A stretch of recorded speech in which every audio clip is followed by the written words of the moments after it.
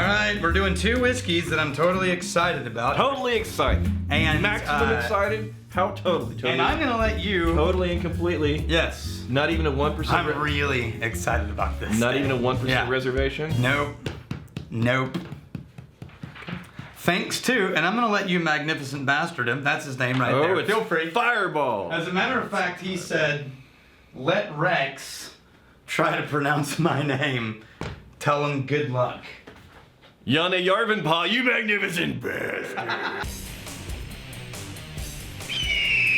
Yarne Yavanpaw? Yeah. All right, I'm going with that one too. Yeah. All right. Look, it totally could be. Or Jan Jarvanpa. Or Joe. Jane. So, John. He sent money. Janny. Yeah. He sent money because he lives so far away so that we could buy Benromach 10, a classic, just good, well, easy priced Scotch, and the new Octomore 8.1. Ooh. What? Now, hold the new Octomore. Yes.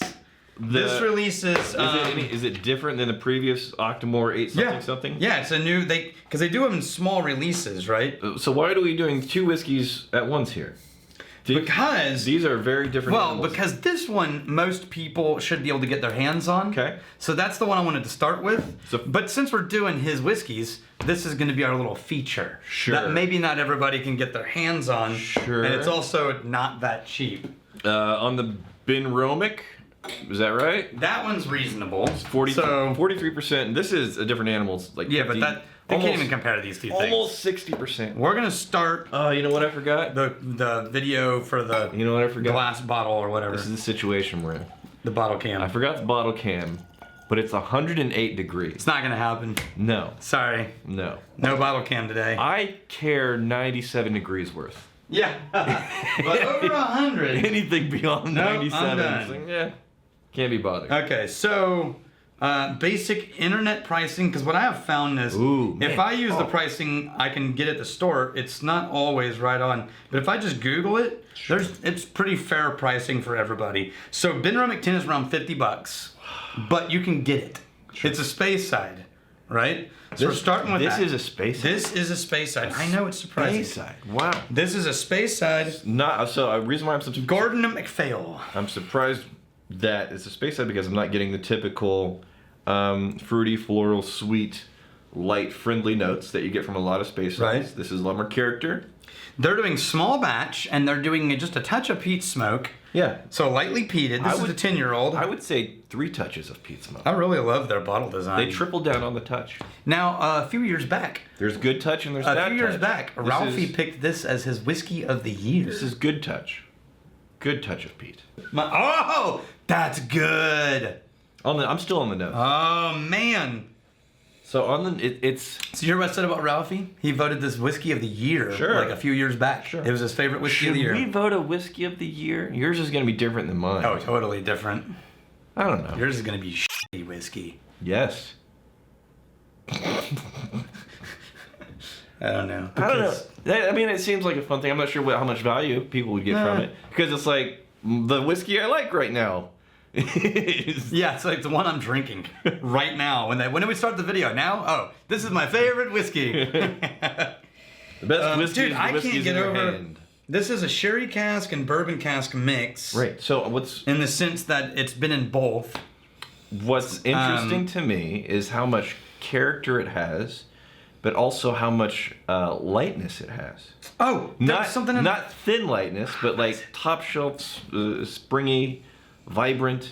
You're getting the. I'm getting cream, berries and cream. Berries and cream. Okay, like a good bowl of berries and like Devonshire cream. I don't want to discount the amount of peat that I'm getting because they say it's a touch of peat. I've had other whiskeys that say a touch of peat, and it's like you cannot find the peat. Yeah, this really is. You can definitely find the peat, but it's not at the expense of a bunch of other things going on, which are super nice here. You get it's more of a brine peat. No, I was gonna say I disagree with that. I get a floral brine note. Think of Talisker. Floral brine note. To me, this is just as much peat as Talisker, but Talisker is more briny, whereas this is more honey. I'm still on the nose. Are you talking about the taste? Yeah. More honey. Think of the Talisker level of peat smoke, but instead of the salty finish and mixed in brine, you get a little bit honey and apricot. So this is delicious. Now, the lighter notes that I was talking about, like a briny floral, I think. Oh, and there's a little bit of almost char too. Ooh, like the briny floral. I can buy the honey, nice. I can buy the apricot, but it's with this saltiness throughout all of it. And then I'm getting on the finish, I'm getting like a dry barrel char. Ooh, I like it. That's super good. I like it a lot. Right. Now, this is not going to be the same thing as trying the Octomore. Okay. Are you ready?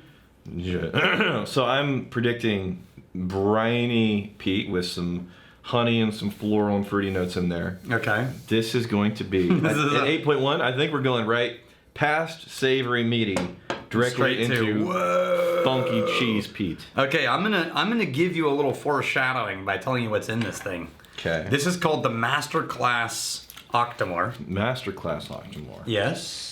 Now, because it is a masterclass in peated whiskey. Sure. So now, are they doing? Because sometimes a distillery release limited releases that are actually hand selected. Mm-hmm. This is one of them. Or perhaps it's like all the Octomores. Or perhaps it's an experiment that they're doing. Is this an experimental thing? This is 8 years old now. What do they mean by masterclass? Well, each time they've released the Octomore, it's gotten older. Okay. This one, they think it's finally arrived at the point where it's like, it's really hit its stride. It not just being a novelty smoky whiskey. Okay. It's also it's becoming more balanced. Okay. In theory. I don't know if I'm excited about this. Is 167. Well, it's not going to be light. No matter what. This is what they call balanced. Sure. Think of it like that. Right? It's like saying you're walking with a friend with an MMA fighter and he slugs you on the shoulder and breaks your arm. And you're like, dude, he's like, I just punched in the shoulders, no big deal. It's just a friendly love tap, right? That's gonna be the Octomore with peat. All right, it's like it's really subtle and nuanced. Daniel, and anybody who doesn't like smoke is gonna be like, what? Love tap me. You're just looking at the bottle. Yeah, I can't do it. Just okay, hang on. Matured exclusively in first fill American oak, Buffalo Trace, Jim Beam, Heaven Hill, and Jack Daniels barrels. Bottled at 59 point. Give me that back. Bottled at 59.30. I got a glass. We need two. You're taking your sweet time. Talking about MMAs and numbers. Do you not realize what we have in our hands? Oh, you just touched me. You touched me. Let's get that clear. Oh, man. Wow. Oh, it does smell lighter. It does. Whoa, so, weird. I'm a little concerned. You want to know why? I'm telling you why. This is why. Because you're going to miss the bacon fig. The stinky cheese. Because Octomore has a special place in the spectrum of whiskey experiences where it's so peaty, it demands to be a hero whiskey. It's the center of attention. You can't help but talk about how peaty this thing is. It's beyond meatiness and salted, cured, bacony, hammy, whatever. It's beyond sausage. It's beyond cheese. It's funky cheese wrapped in bacon that's just got smoke pouring out of it. And that's the 6, by the way, he's talking about. And 6.1. this is more peaty at the 8. And the fact that they're getting more balanced means definitely peaty, but man, it's not as punch you in the damn nose peaty as I was expecting. It smells fantastic. Don't take me wrong. It smells beautiful. Wonderful. Love it. Oh, there it is. It's on the taste. Oh, there it is. Ooh, there's the peat. Whoa! That is smoke for days. Yes! For days. Everything you were worried about. No. Gone now. Oh, I feel Still like going. you should be able to see like smoke coming out of my mouth. Yeah. Oh. This is like when when you grab one of the jalapenos in your meal and it's the one that's got some serious kick to it. Uh-huh. You take a sip of this and then you just starts expanding. So and it keeps growing and it keeps growing. And you're like, whoa, it's still going. This is taking the charred wood from the bottom of a barbecue that's had the meat drippings falling on top of it for hours. You pour on some honey, and what else? What's the other kind of sweetness floating on top here? Because it's not only smoky aggression. There's also something else in there. Honey is the dominant sweetness for me. Yeah, behind the honey and behind the smoke, spread it around and let it kind of aerate a little bit. Oh, I need to add some water to this one. Oh, you have some questions, by the way? We got Matt B. Matt B. When a whiskey is watered down, is it regular tap water or is there a specific standard? Like when they're proofing. Yeah. Do companies use mineral water to bring down the alcohol content?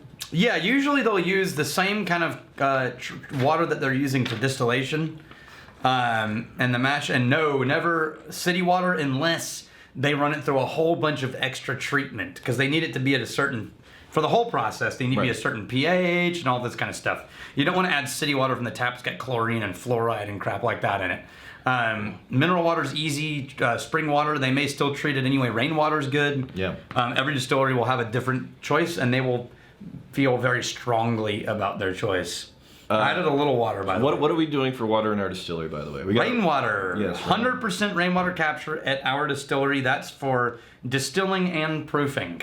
By the way, our fermentations and our mash runs are going to be done by friends of ours, Octomore Brewery. So, after tasting the Octomore, it's not nearly as light as I was expecting from the nose.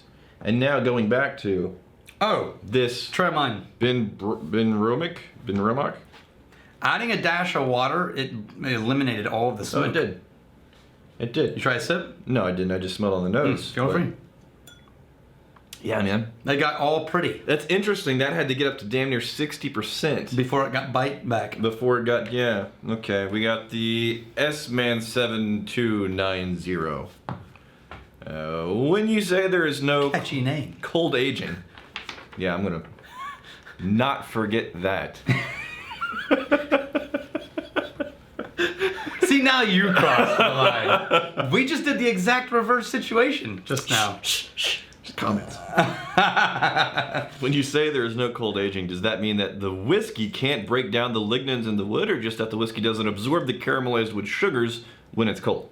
It's sort of both-ish. So it's still going to get some of the char from inside of the barrel, but not in the same way and not at all the same. So as it basically has to do with wood contracting and uncontracting and the pressure in and outside the barrel. And when it's cold, the wood constricts and it squeezes the whiskey back into the barrel. And then once it sits there, you need the whiskey to move around in and out of the barrel before it to have any interaction. Mm-hmm. If it only stays cold, nothing's going to happen, or at least not near the same things are going to happen that you're used to with whiskey aging. The floral note explodes out of this Benromach.